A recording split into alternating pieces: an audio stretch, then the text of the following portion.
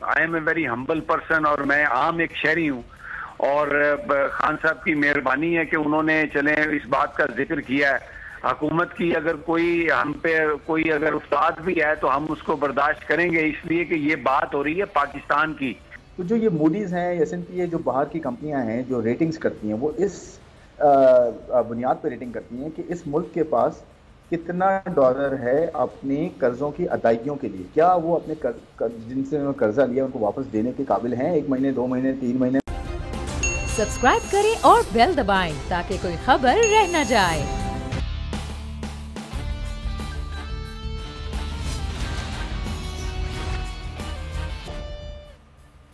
अस्सलामु अलैकुम। The special report with Mudassar Iqbal के साथ हाजिर खिदमत है। नाज़रीन, गुज़श्ता रोज़ साबिक़ वज़ीर आज़म और चेयरमैन पाकिस्तान तहरीक इंसाफ इमरान खान ने बोल्ड टेलीविज़न पर सीनियर एंकर पर्सन और तज्ज़ियाकार समी इब्राहिम के साथ इंटरव्यू में जो कुछ गुफ्तगू की, वो गुफ्तगू इससे पहले मुतादिद बार वो कह चुके हैं और कर चुके हैं। लेकिन सवाल यहाँ पर यह है, सादा सवाल है कि किसी भी मुल्क के अगर इदारे कमज़ोर हों तो वहाँ क्या मुल्क कायम दायम रह सकता है? क्या किसी मुल्क की मईशत नागुफ्तबे हालत में चली जाए तो उस मुल्क के मामलात स्टेक पर नहीं चले जाते हैं? क्या मुल्क के अंदर अगर दिवालिया हो रहे हों मईशत के मामलात तो क्या फौरी तौर पर तमाम तर इदारे, तमाम तर स्टेक होल्डर्स मिलकर उस मुल्क को आगे चलाने की जिम्मेदारी नहीं बनती है? ये सवाल बड़े अहम हैं। इन सवालों के जवाब जानने की हम कोशिश भी कर रहे हैं गुज़श्ता रोज़ से, जब से इंटरव्यू हुआ है। हम आज प्रोग्राम में आगाज़ करेंगे और सहाफ़ी जब सवाल कर रहे होते हैं तो उन जवाब जो समझ रहे होते हैं उससे आगे जो है वो सोचने समझने की सलाहियत कदर आम लोगों से मुख्तलिफ भी होती है। इसलिए हमने आज दावत दी है अतर काज़मी साहब को, सीनियर सहाफ़ी है, तज्ज़ियाकार हैं, से गुफ्तगू होगी। समी इब्राहिम साहब पर हम गुफ्तगू करेंगे।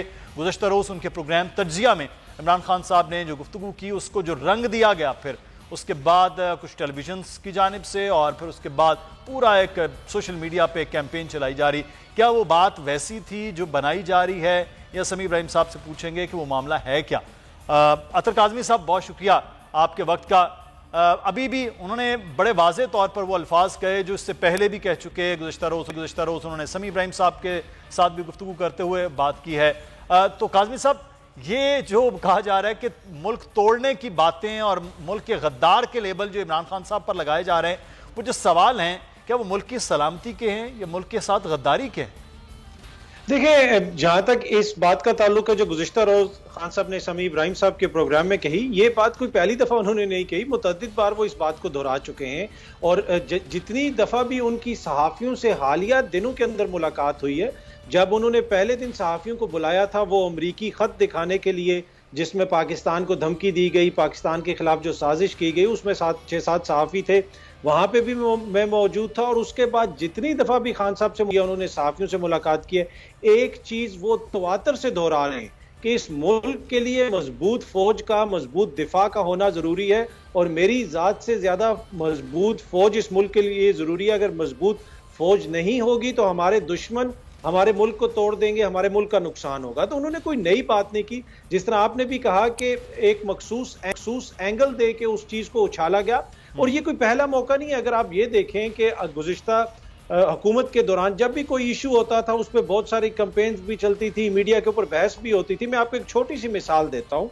एक खातून के साथ एक नाखुशगवार वाकया पेश आया, उनके साथ ज्यादती हुई मोटरवे के ऊपर। उस केस को लेके कितने दिन मीडिया के ऊपर प्रोग्राम्स हुए, मीडिया के ऊपर बहस चली, कहा गया कि ख्वातीन गैर महफूज हो गई हैं, इस हुकूमत की नाकामी है। लेकिन हालिया दिनों के अंदर एक खातून के साथ पाकिस्तान की सरकारी ट्रेन के अंदर सरकारी मुलाजमीन की जानिब से ज्यादती हुई। क्या आपने कोई प्रोग्राम देखे?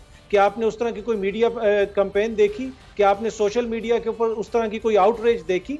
तो जब आप एक मखसूस एजेंडे के तहत बात करते हैं, मखसूस एजेंडे के तहत किसी चीज को उछालते हैं, तो फिर यही होता है जो हम देख रहे हैं। और मेरे ख्याल में खान साहब ने जो कुछ खदशात का इजहार किया, खुदा ना खास्ता अपनी कोई ख्वाहिश का इजहार तो नहीं किया। और इससे इसी तरह की बातें बिलावल साहब भी कर चुके हैं, दीगर लोग भी कर चुके हैं। लेकिन बात वही है कि जब खान साहब करते हैं तो वो उसको उठा लिया जाता है। बिल्कुल। अच्छा, काज़मी साहब हमारे साथ रहेगा, समी इब्राहिम साहब हमारे साथ हैं। गुज़श्ता रोज़ जब उनका इंटरव्यू हुआ है, उस इंटरव्यू के थोड़ी देर के बाद हमने देखा कि एक टेलीविजन से जिस किस्म की एंगलिंग की गई, और उसके बाद फिर सारी रात हम देख रहे थे, सुबह से वो पूरी एक कैंपेन बनी। समी साहब, सवाल आपका सादा सा था, मैं वो जब देख रहा हूँ, खान साहब का जवाब बड़ा एक रैशनल किस्म का था। ये जो पूरा उसका नया रंग आया है, इसको आप क्या कहेंगे? तब आपको ये लगा कि इस किस्म की हीट है इस गुफ्तगू में?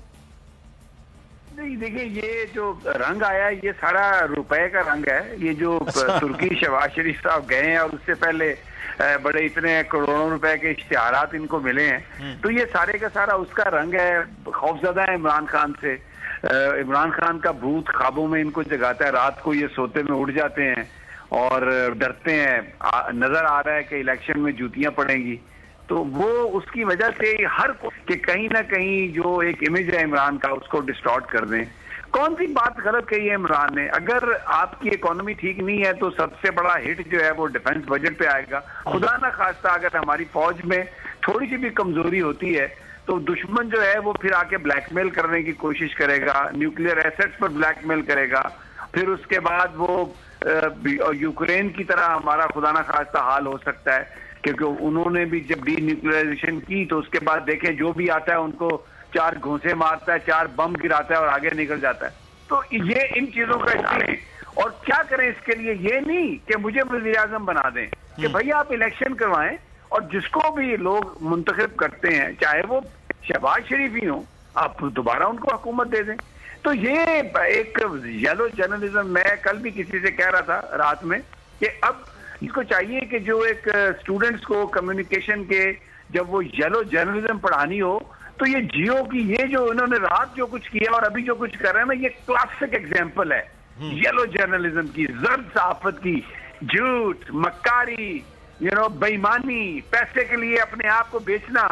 तो फिर मुझे याद आती है ये बात कि ये कारोबार है, धंधा है। भाई धंधा है, अब धंधे में तो भी सब कुछ होगा। आप डिस्टॉर्ट करेंगे, अल्फाज काटेंगे और फिर ऐसे ऐसे लोग जो आके, मतलब बड़े बड़े नाम है, वो बड़े एस्टेब्लिश्ड एंकर हैं, वो भी जब इस तरह की जो आप कॉन्टेक्स्ट के बगैर काट के एक वीडियो चला के तो तनकीद, ये एक बड़ा अफसोसनाक था। क्योंकि अगर आपने किसी पॉलिसी पर तनकीद करनी है तो वैसे भी सच बोल के भी कर सकते हैं, लेकिन ये झूठ का जो कारोबार चलाया है बहुत ही अफसोसनाक है।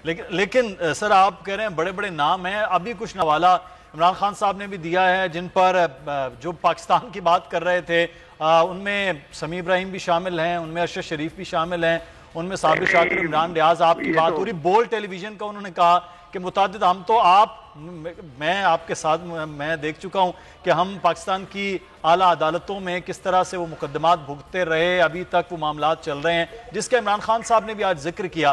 तो ये बड़ा अलमिया है कि जहां जो पाकिस्तान के खिलाफ साजिशें बुन रहे हैं अभी भी, उधर कुछ और हुकूमतों का रवैया है। जो पाकिस्तान की बात साफी कर रहे हैं उधर रवैया कुछ समी साहब और रहा है। देखिए, हम तो कोई बड़े नाम नहीं है भाई। I am a very humble person और मैं आम एक शहरी हूँ। और खान साहब की मेहरबानी है कि उन्होंने चले इस बात का जिक्र किया है। हुकूमत की अगर कोई हम पे कोई अगर उस्ताद भी है तो हम उसको बर्दाश्त करेंगे, इसलिए कि ये बात हो रही है पाकिस्तान की, पाकिस्तान के खतरात की। मैं कोई चप्पड़ कनातिया तो हूं नहीं, ना मैं कोई खुशामदी आदमी हूं कि मैं जो एक मुझे कॉल आए और मैसेज आए और उस पर मैं ऐसी कहानी और ऐसी पिक्चर दूं। हकीकत है इस वक्त खतरा लाहक है। और बिल्कुल सही कहा खान साहब ने, एस्टेब्लिशमेंट भी ट्रायल पे है, इदारे भी ट्रायल पे हैं। कर क्या रहे हैं आप? ये बैसाखियां जो हैं ये जिसने दी हैं, अगर वो बैसाखियां नहीं खींचता तो जो नुकसान होगा, फिर एक बड़ा सवाल है उसका जिम्मेदार कौन है? कौन है जिम्मेदार? जब आप 84 सीटों वाले बंदे को चीफ प्राइम मिनिस्टर बना रहे हैं, जो जिसके ऊपर अरबों की मनी लॉन्ड्रिंग है, और अभी उनका जो वो तुर्की में अपना वो बेटा जो मफरूर है जिसके ऊपर पैसों का इल्जाम है, उसको बुला लिया वहां पर। कौन से नए कॉन्ट्रैक्ट किए हैं उन्होंने, कितना कमीशन है वहां पर दिया, क्या काम थे ये? तो ये अगर कोई इस पे हम बात करें तो उस पे बजाय वजारत इत्तलात और नशरियात के कहीं और से मैसेज आए कि ये ना करें और वो ना करें। तो भाई ये मुल्क है, 22 करोड़ लोगों ने कुर्बानियां दी हैं। पाकिस्तान का मतलब क्या? ला इलाहा इल्लल्लाह इस नारे पे हमारे बुजुर्ग आए, मुहाजिर हुए, ज़कात जो देते थे वो ज़कात देने वाले बन गए। तो ये जो इस वक्त मामे बने हुए हैं पाकिस्तान के, अब अगर खान खड़ा हो गया, लोग उसके साथ हैं, तो इनको चाहिए ये कि ये देखें, उस सेंटीमेंट को देखें, अपने आप को मजीद पस्ती में मत गिराएं, इसलिए कि पाकिस्तान है तो सब कुछ है। खान ने तो सिर्फ ये बताया कि यार अगर ये इकोनॉमी खराब हुई तो इस तरह से खुदा ना खास्ता इस तरह से हो जाएगा। उस पर ट्रांसमिशन करवा रहे हैं, उस पर मैसेज करवा रहे हैं, उस पर बयानात दिलवा रहे हैं, उस पर ये कह रहे हैं पाकिस्तान के खिलाफ ये बात कर दी। वो मैं ख्वाजा आसफ ने कहा था ये दुश्मनों का पहले दिन के कनेक्शन है, वो ये कर रहे हैं ना सारा कुछ। क्या कहा था इन्होंने, मैं अब एक एक की बात आपको बताऊं बिल्कुल कि बनाए नवाज शरीफ और बात बर्बाद करें जर्नैल। मैं तो उनसे पूछता हूं कि वो अब चुप क्यों बैठे हैं, उन लोगों को दोबारा इन्होंने हुक्मरान बना दिया है। ये बड़े सवाल हैं, ये तो होने हैं, ये बचत नहीं है अब इन चीजों से। अब सोशल मीडिया है, जवान पाकिस्तान के नौजवान उठ चुके हैं, आप चुप नहीं किसी को बना सकते। बिल्कुल तो लोग बातें कर रहे हैं। खान साहब ने 4 लोगों का 5 का नाम ले दिया, करोड़ लोग खड़े हैं, मैं आपको बताऊं, मैं जलसों में जाता हूं, इन यूट्यूबर्स को देखता हूं, कितने आप तो दिलीप पे हो गया, सदीक जान के साथ क्या हुआ, और कई लोग हैं, मैं आपको नाम बताऊं जिनके साथ इस तरह ज्यादती हो रही है। लेकिन लोग खड़े हैं और लोग सवाल कर रहे हैं और लोग बिल्कुल आजादी और लोग अपनी आजाद नहीं करेंगे। मुदस्सिर, बिल्कुल ये अहम पॉइंट है जो आप बात कर रहे हैं। और माजी में जिस किस्म के बयानात रहे पाकिस्तान की अफवाज के हवाले से, वो बड़ा मुख्तलिफ एक एंगल था कि बाजवा साहब आप जवाब दें, आपको जवाब देना होगा, हिसाब देना होगा। मियां नवाज शरीफ साहब लंदन में एक बात सुने, मेरी बात सुने एक सेकंड, देखें, it is not about Pakistan army, बिल्कुल ये एक माफिया की बात है। देखिए हमें एक स्ट्रॉन्ग आर्मी चाहिए, और हमारी आर्मी जो है, हमारे जवान जो है, हमारे जर्नैल जो है, वो हमारी लाइन ऑफ डिफेंस है। बिल्कुल हमारे माथे के झूमर है सर। ये तोड़ के उस तरफ लेके जा रहे हैं, ऐसा कोई कुछ नहीं कह रहा। जो देखें, इदारा जो है वो किसी भी सियासत से पाक है, और पाकिस्तान की फौज जो है, हमारे जो ऑफिसर्स हैं, जो जवान हैं, उनके दिल पाकिस्तानी अवाम के साथ धड़कते हैं, और पाकिस्तानी अवाम के दिल पाकिस्तानी फौज के साथ धड़कते हैं। अच्छा अतर काज़मी साहब, मैं एक चीज़ यहाँ पर है कि अभी इमरान खान साहब कह रहे हैं मैं लाया अमल अगले का ऐलान जो है वो करने जा रहा हूँ, तो अब अगले लाया अमल में आपको लग रहा है कि जो इस वक्त जो सिचुएशन बन रही है कि वफाक में तो राना सनाउल्लाह साहब आए दिन धमकी आमेज़ किस्म के बयानात हैं वो दे रहे हैं, तो उसके बाद सुप्रीम कोर्ट के जो मामला तो वहाँ से जो ऑर्डर, उसके बाद क्या सूरत हाल आपको काज़मी साहब नज़र आ रही है खान साहब की? देखिए ऑब्वियसली अब उनको कह रहे हैं कि मैंने अपनी तहरीक को आगे बढ़ाना है, लेकिन तहरीक को किस तरीके से बढ़ाना है इस वक्त तो लगता ऐसे है कि उनका तमाम तर नज़रें जो हैं वो सुप्रीम कोर्ट के ऊपर हैं। लॉन्ग मार्च के हवाले से एक पटिशन भी उन्होंने जमा करवाई हुई है, लेकिन अगर वहाँ से कोई ऐसा फैसला नहीं आता जिसको वो ये समझें कि उनके लिए मददगार है, तो फिर अपनी तहरीक को उनको सोचना पड़ेगा कि वो तहरीक को किस तरफ लेके जाते हैं। आपने देखा कि गुज़िश्ता 25 तारीख को जो एहतजाज हुआ उसमें जिस तरीके से पूरे पाकिस्तान को एक तरह से ब्लॉक कर दिया गया, पंजाब पूरा सील कर दिया गया, तो अब हर किसी का इस्लामाबाद पहुंचना क्या पता मुमकिन ना हो सके, इस तरह की सूरत हाल हो, तो फिर उनको अपनी स्ट्रेटजी बदलनी पड़ेगी। माजी के अंदर हम देखते रहे 70s के अंदर ट्रेन मार्च होता था, फिर उसके बाद 90s में लॉन्ग मार्च चला, उसके बाद भी लॉन्ग मार्च होते रहे, लेकिन क्या अब ये पॉलिसी भी ऑब्सोलीट होती जा रही है? उनको तरीकाकार बदलना पड़ेगा, इसलिए कि आप लोगों को घर से निकलने से तो मना कर सकती है हुकूमत, उनके रास्ते रोक सकती है, लेकिन घर में बैठने से हुकूमत नहीं रोक सकती करोड़ों लोगों को। तो वो ये भी कह सकते हैं कि वो कॉल दे दें कि आप किसी शहर के अंदर पहिया जाम कर दें, हड़ताल कर दें, तो उनको अब देखना पड़ेगा कि वो अपनी तहरीक को कैसे आगे लेके चलते हैं। दूसरी छोटी सी चीज मैं ऐड करूंगा, जो ब्रिगेडियर साहब पहले बात कर रहे थे आर्मी के हवाले से, देखें खान साहब के जो वोटर है ना, आप उनके जलसों में भी जाएं, मैंने उनके जलसे वगैरह भी कवर किए, उनका वोटर खान साहब के लिए इसलिए खड़ा है कि वो ये समझते हैं कि पहली दफा एक ऐसी हुकूमत आई जो हमारी फौज के पीछे खड़ी थी। वो ये नहीं करती थी, उस हुकूमत के दौरान ना कोई डॉन लीक्स हुई, उस हुकूमत के दौरान ना किसी वजीर ने आके ये कहा कि जी फौज ये कर गई, फौज वो कर गई। उस हुकूमत के दौरान जो फैसला होता था वो हुकूमत कहती थी हमने फैसला किया है, तो फौज के ऊपर कोई प्रेशर नहीं आता था। तो लोग तो खान साहब को पसंद ही ज्यादातर इसलिए करते हैं कि वो ये समझते हैं कि खान साहब हमारी फौज के पीछे खड़े हैं। तो मेरे नहीं ख्याल कि कोई भी पाकिस्तान के अंदर सियासी जमात है जो फौज से टकराएगी या फौज के खिलाफ बयानियां बनाएगी तो उसको अवाम का बड़ा हिस्सा पसंद करेगा। इसलिए कि पाकिस्तान की फौज, जिस तरह खान साहब ने भी कहा, ब्रिगेडियर साहब ने भी कहा, समी साहब ने भी कहा, और मैं भी दोबारा कहता हूं, हमारे मुल्क के लिए, हमारे मुल्क के दिफा के लिए जो फौज जितनी जरूरी है उतना कोई भी जरूरी नहीं है। तो ये चीज हमें समझनी चाहिए और फौज को उस तरह डिस्कस नहीं करना चाहिए जहां पे इदारे मुतनाज़ हैं। बिल्कुल, ये बड़ा अहम पॉइंट आपने बताया। और दूसरा ये कि पाकिस्तान की अफवाज तो इस वक्त जो है जितनी बड़ी कुर्बानियाँ पिछले हम ये देख रहे हैं कि 15-20 साल से वो दे रही है, वो बड़ी लाजवाल हैं। मुझे यहाँ पर एक ब्रेक के लिए कहा है। ब्रिगेडियर हारिस नवाज साहब का आपको शुक्रिया अदा करता हूँ। अतर काज़मी साहब भी हमारे साथ मौजूद हैं। हम कुछ मजीद मामला के हवाले से बात करेंगे। इस वक्त जो माशी सूरत हाल की बात हो रही है और दूसरा सियासी सूरत हाल जिस रुख पर जा रही है। ब्रेक लेते हैं जी।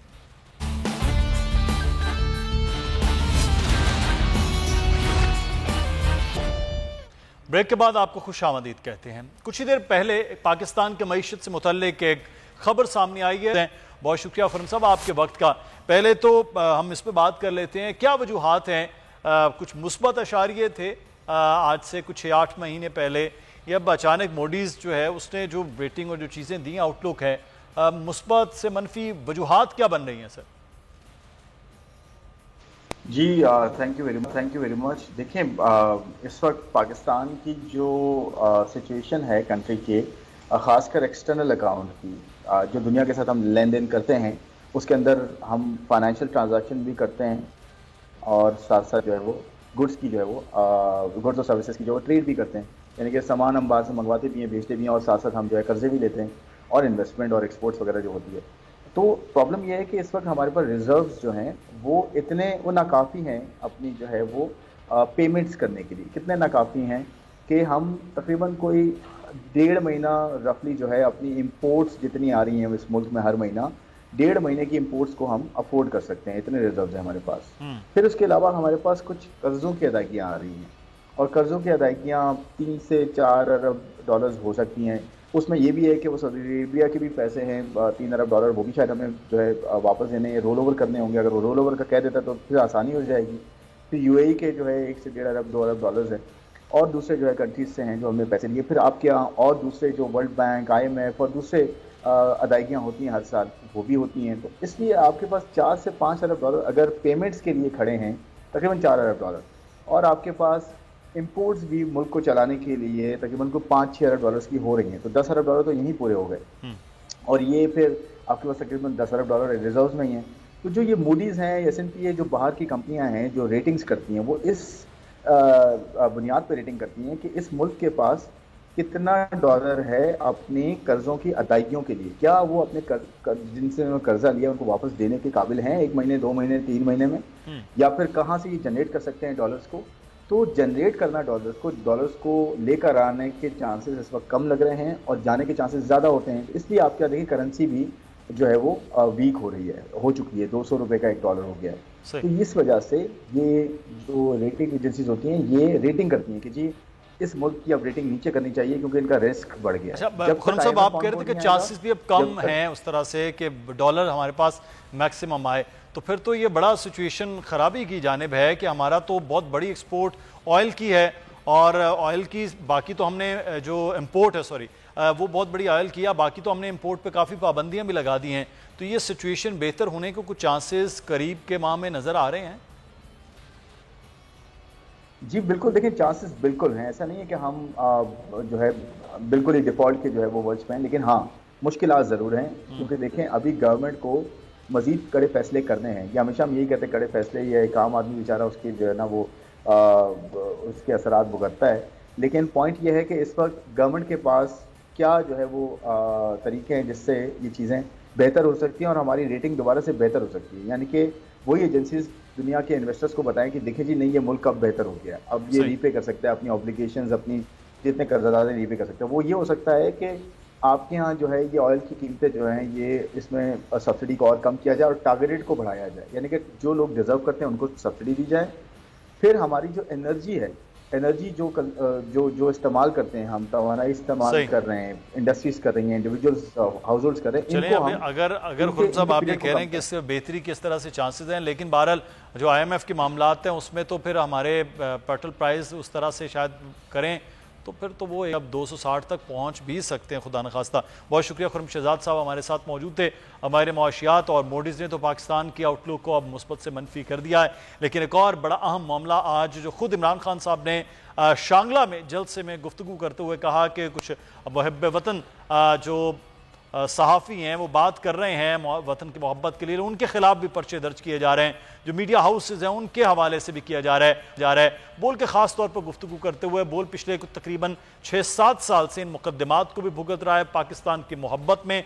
उसके साथ जिस किस्म का सलूक और जो किस किस्म का सूरत हाल रही है वो खुद इमरान खान साहब ने आज अपनी गुफ्तगू में की है, वो आइए आपको सुनवाते हैं। किसी जमहूरियत के अंदर इस तरह मीडिया के ऊपर पाबंदियां नहीं लगती।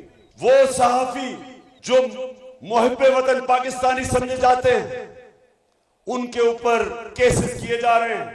अरशद शरीफ पे, समी इब्राहिम पे, साबिर शाकिर पे, बोल्ड टेलीविजन उसका जो शोएब उनका जो हेड है उसके ऊपर केसेस।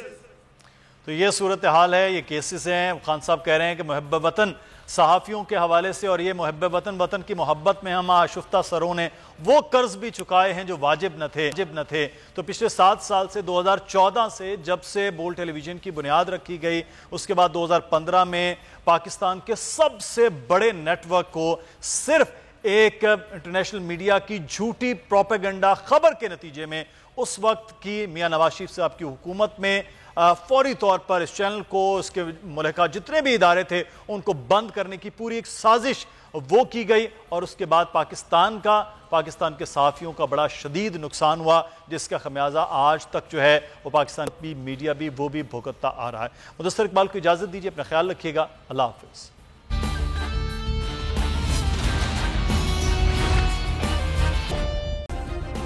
सब्सक्राइब करें और बेल दबाएं ताकि कोई खबर रह न जाए।